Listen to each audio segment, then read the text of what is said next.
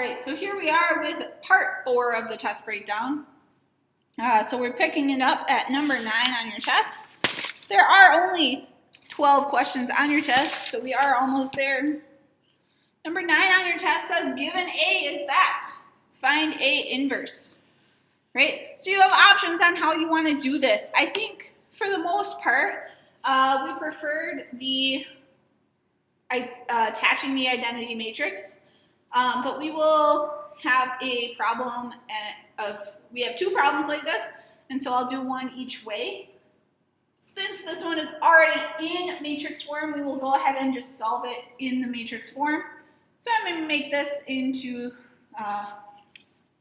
the double matrix. So 1, -1, 8, -1, 0, 4, and then 0, -1, 2. Right, and then I'm going to attach the identity matrix 1, 0, 0, 0, 1, 0, 0, 0, 1. And our goal is to make this side look like this side. So we already have our leading 1, so that's really nice. So now now my goal is to get rid of this and this. So I take row 2 plus row 1. And here I'm going to take row 3 minus 8 row 1. Okay, so let's go ahead and do this. So the top row is not changing. So I get 1, -1, 0, -1. Oh, I'm sorry. Woo. What am I doing? What am I doing? Got too excited. Dotted with 1, 0, 0, 0, 1, 0, 0, 0, 1. Okay. And then row 2, I'm adding row 1. So this is 0. 0 plus -1 is -1. -1 plus 0 is -1. Oh, what am I doing? Sorry guys, I shouldn't have written this stuff in. We know better than that. I don't know why my eraser won't erase right now. I will outsmart it, don't you worry. Maybe I won't. There we go. Haha, winner, winner. Okay, so I gotta add the rows over here too. So this would be 1 plus 0 is 1, 1 plus 0 is 1, 0 plus 0 is 0. Okay, now I'm taking row 3. What was I doing? Oh, see, now it started erasing all the random stuff. This must have been the 0, right? Hopefully. Okay. Row 3 minus 8, row 1, right? That's what I was doing? Yes. So 8 minus 8 is 0. 4 plus 8 would be 12. 2 minus 0 is 2. Okay, so here then I'd have 0 minus 8, 0 minus 0, and 1 minus 0. Okay, now, gotta get this to a positive, so we just do negative row 2, and that'll make that positive. All right, and then while we're at it, since that's such an easy step, let's go ahead and do row 3 plus 12 row 2. 12, okay? And what I mean when I say this, I mean this row 2, right? I mean the current row 2. And that'll get rid of this 12 here, so that'll be nice. So let's go ahead. Top row again is not changing. 1, 0, 0. And then I'd have, so all I'm doing is changing signs on the second row. +1, +1, -1, -1, 0.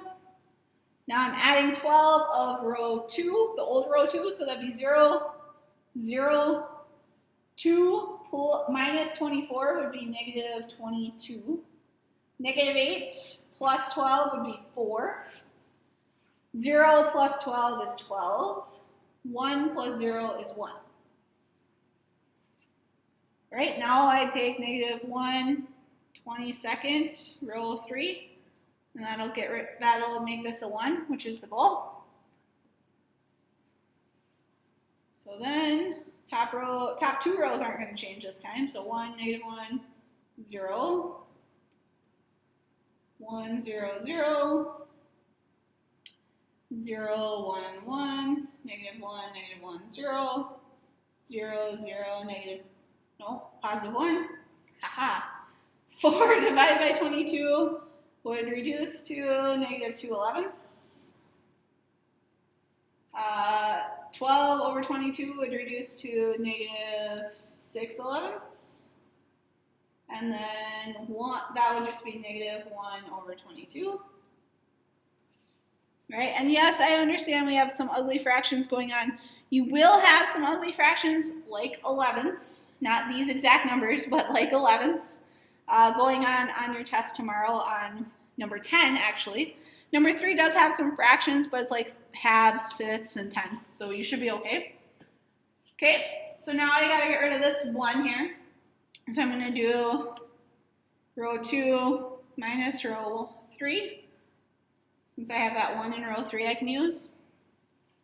So then it just becomes a matter of dealing with those ugliness. So I have 1, negative 1, 0, 1, 0, 0, 0, 1, 0, right? That side's easy now. But now over here I'd have negative 1 plus 2 elevenths, so that'd be negative 9 elevenths.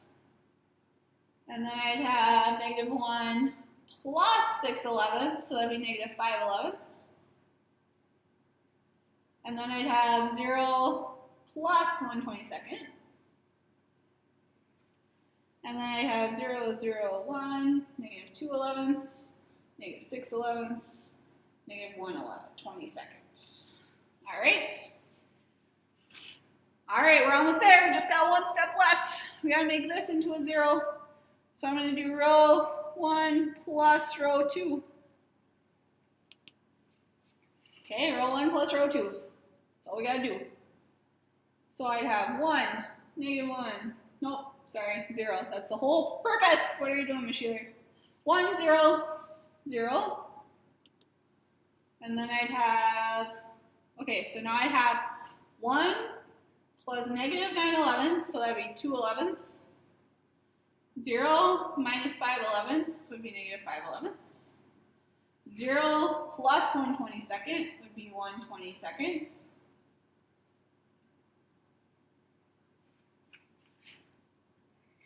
All right, and then 0, 1, 0, negative 9 elevenths, negative 5 elevenths, 1/22, and 0, 0, 1, negative 2 elevenths, negative 6 elevenths, and negative 1/22.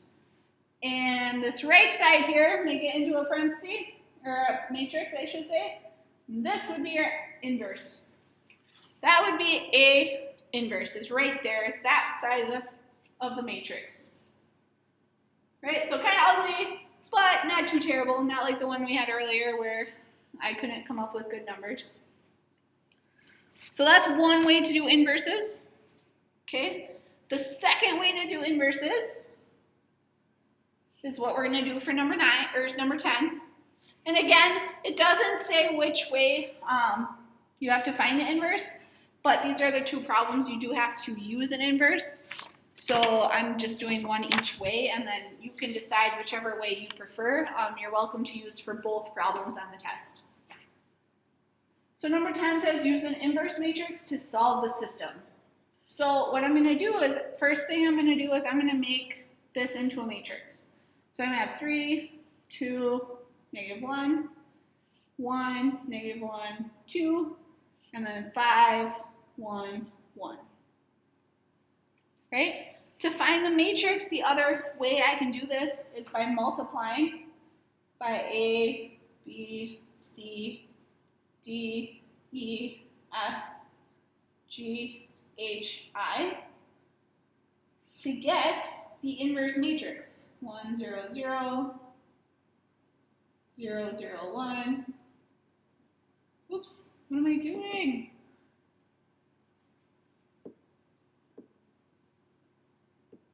Zero, 1, 0, there we go. And then 0, 0, 1. All right, so I could multiply and do it this way. If I do it this way, I'm going to come up with a system of equations. Okay, so I'm going to go ahead and write them in the order that we want. So if I do the first row times the first column, I would get 3a plus 2d plus, or minus g, sorry, minus g, and that would have to equal this top left number, top left number, so 1. Right, then I could do the same thing for the middle column. So I'd have 3b plus 2e minus h equals 0. Nope, sorry. Well, yeah, it's 0, but it's a 0. And then do the same thing for the last column. So 3c plus 2f minus I has to equal 0. Right? Then I can move on to my second row and do the same thing times each column. So I'd have a minus d plus 2g equals 1 or 0. Then I'd have b minus e plus 2h has to equal 1. Then I'd have c minus f plus 2I have to equal 0. Right? And then I do the same thing for the last row. So 5a plus d plus g equals 0.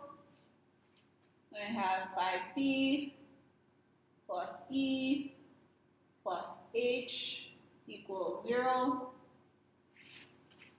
And then I'd have 5c plus f plus h, plus I equals 1. Right, now I gotta solve each of those systems. So it becomes a big puzzle problem here. So personally, if you were to ask me, I would recommend the other method. I think it's more straightforward. But again, if you like this method better, feel free to use it. So now that we have our 3 systems set up, now we have to solve each system. So let's see. I would probably start with, well, if I add it, let's add these 2, just the bottom 2. So if I add those 2, right, so it's pretty much row operations is what we're doing. So let's write it like that so we can follow it easier. So let's say that this is, so let's first move row 2 to row 1, right? And row 1 can go to row 2, that's fine.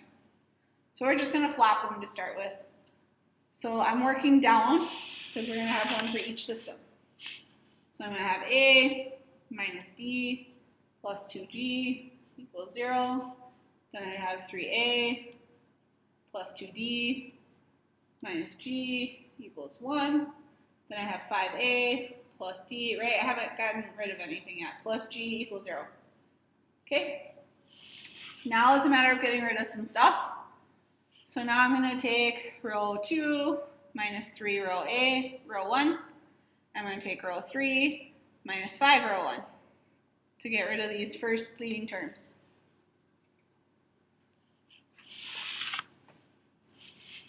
So my top row is not changing, a minus d plus 2g equals 0. Then I have 3 minus 3, so that cancels. 2 plus 3, so that'd be 5d. Negative 1 minus 6, so that'd be negative 7g equals 1 minus 0, which is 1.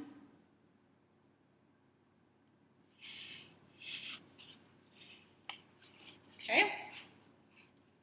So then I'm going to go ahead and do the third row. So 5 minus 5 is 0. 1 plus 5 is 6. And then I'm going to have Why can't I think right now? And then I'm going to have 1 plus 5 is 6. 6g. And 0 minus 5 is negative 5. Alrighty. So now I need to get a 1 in the second term here, which I can do if I take row 3 minus row 2, right, and put it in row 2. Okay, so let's go ahead and do that.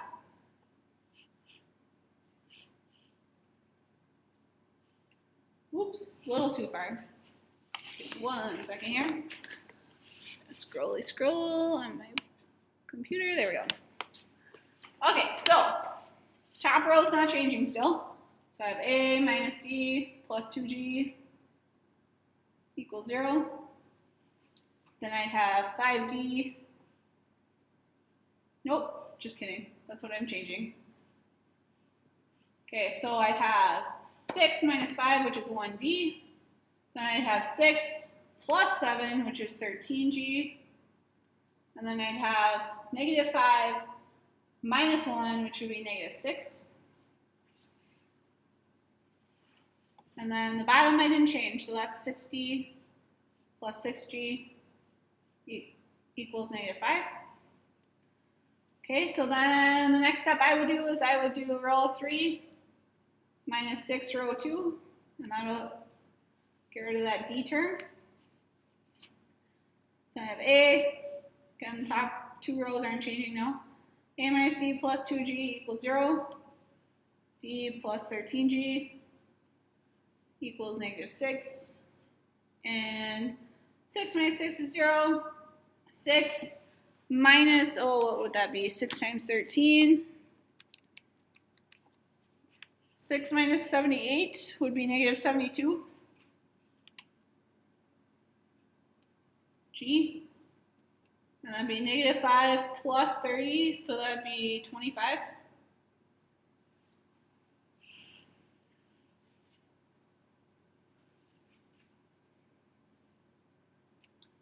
Okay, and then we could take negative 1/72 of row 3 to get solved for g. And then we plug that back, so okay, so solving for g, I'd get g, okay, so rewriting, a minus d plus 2g equals 0, d plus 13g equals negative 6, and this would be g equals 25 over 72, negative. Right, and it's going to get uglier and uglier from there. At this point, what you would do is you would take this fraction, plug it in there, solve for g, or yeah, solve for d. Then take whatever you find, plug it in here, solve for d, or solve for a. And then you would have one row of your inverse found. You'd have to repeat this process for the other 2 systems that we found earlier. All right, so you'd have to repeat this whole process that we just did for this system here and this system here. For sake of time, I'm gonna not go through all that. And again, this is why I highly recommend this method, because at least you can approach all 3 systems at the same time since it's written in this matrix form. Okay, both systems work. This one is more work in my opinion, but it works just as well. If you have questions, feel free to ask Mrs. Schmidt or text me, and I will try and help you as best I can. Okay, and then we get a nice, again, little brain break here for number 11 on your test. It says solve for x. So remember, these straight bars mean determinant in this particular chapter. And so when we do the determinant, remember you're taking crisscross applesauce multiplying. So I'm taking x plus 3 times x plus 2. And then I'm going to subtract b times c. So I'm going to subtract 2 minus 1, or times 1, right? And that still has to equal 0.